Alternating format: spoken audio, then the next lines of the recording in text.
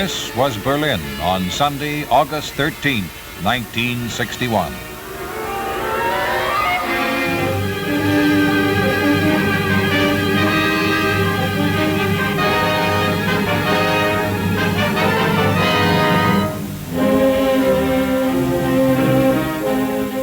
Since the end of World War II, 4 million people had fled communist East Germany. 4 million people out of a population of 17 million. This in itself was an indictment of the communist regime, which had denied the people liberty and the right of self-determination. For most of them, the avenue of escape was Berlin.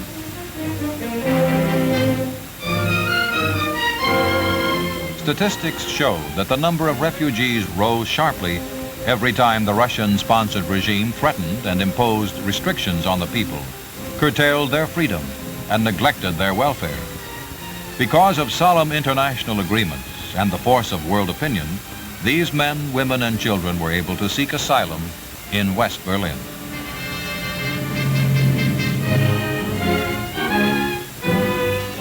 On August 7, 1961, Premier Khrushchev told the world that the Soviet Union would sign a separate peace treaty with East Germany.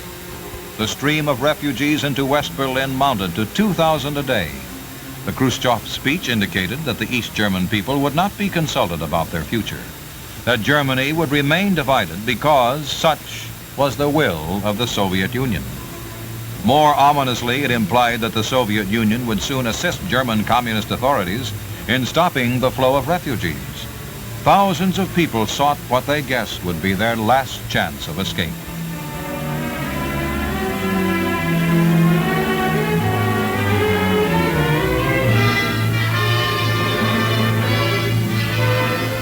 This is a map of divided Germany, West and East, free and communist.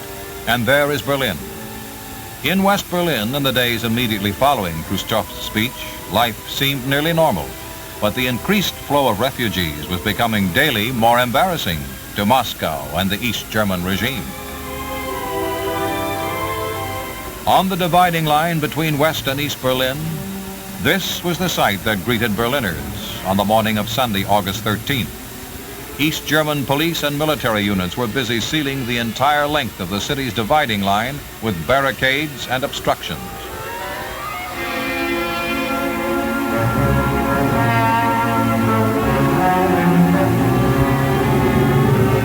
West Berliners came to see what the communists were doing. It was announced that the East German authorities had banned all travel from East to West Berlin. The refugees could no longer cross into the western sector. It was incredible how any regime could so publicly admit its failure to hold the allegiance of its citizens. The news spread like wildfire. East Berlin sealed off. Soviet tanks at Berlin borders. 2 Russian divisions had taken up positions around the city, a show of force to discourage any popular demonstrations. At Brandenburg Gate, drilling machines cut across the thoroughfares linking East and West Berlin. East German communist police and military units began massing at the Brandenburg Gate.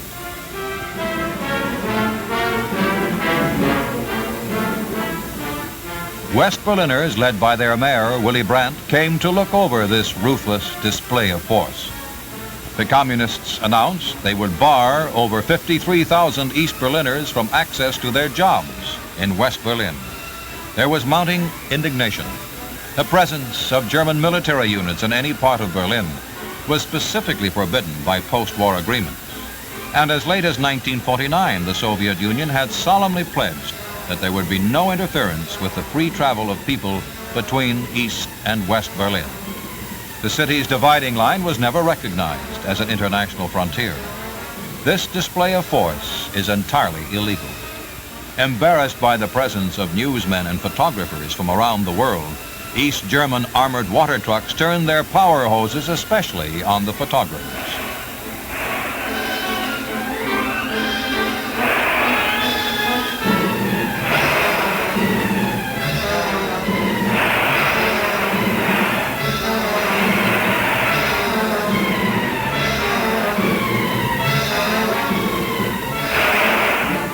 The Soviets have now made clear their determination to prevent people from fleeing the communist paradise. The troops advance to the very edge of the dividing line. Even they seem uneasy about what they have been ordered to do here in full view of the world, in full view of their fellow Germans and Berliners, who taunt them with contempt and derision.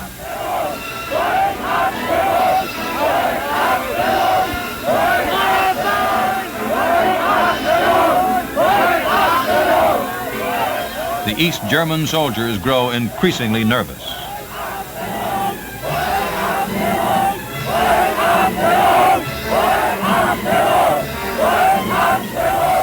In 1953, it had been Russian troops who had faced the anger of the Berliners during the Great Uprising in East Germany.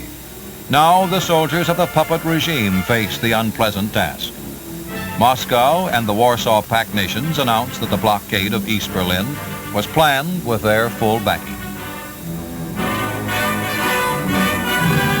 A few refugees still get through in spite of the barricades and the sentries. In this dramatic picture, you see an East German soldier waiting for the moment when his comrades fail in their vigilance to make his leap for freedom across the barricade.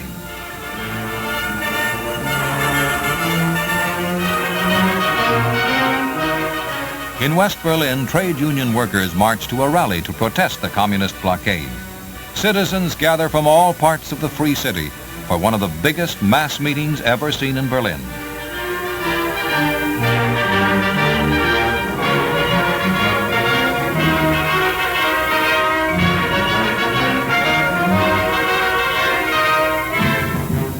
Mayor Brandt receives the cheers of the huge crowd of 250,000. Speaking for them all, he says, Berlin must stand firm in the face of this new challenge. Berlin is a test for free men everywhere.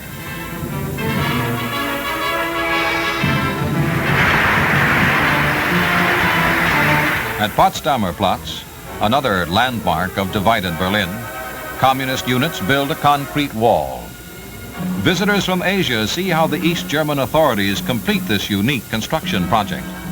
Concrete blocks that could build homes for the people are used to imprison the people of East Berlin.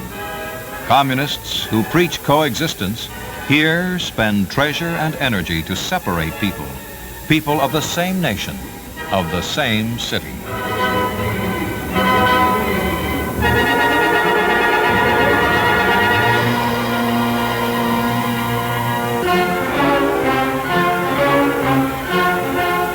In Berlin, communists who say they support self-determination for all nations deny it to the East German people.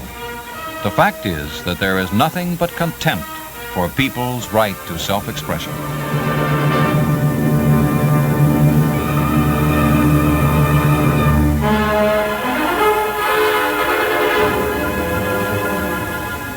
Guardians of the communist order are deaf to the pleas of this woman begging to be allowed to cross into West Berlin.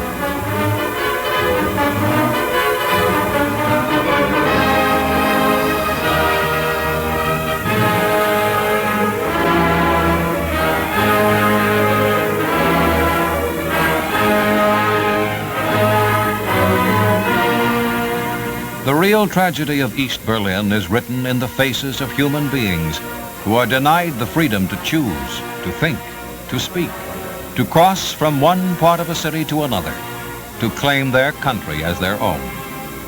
This is the new colonialism of the 20th century.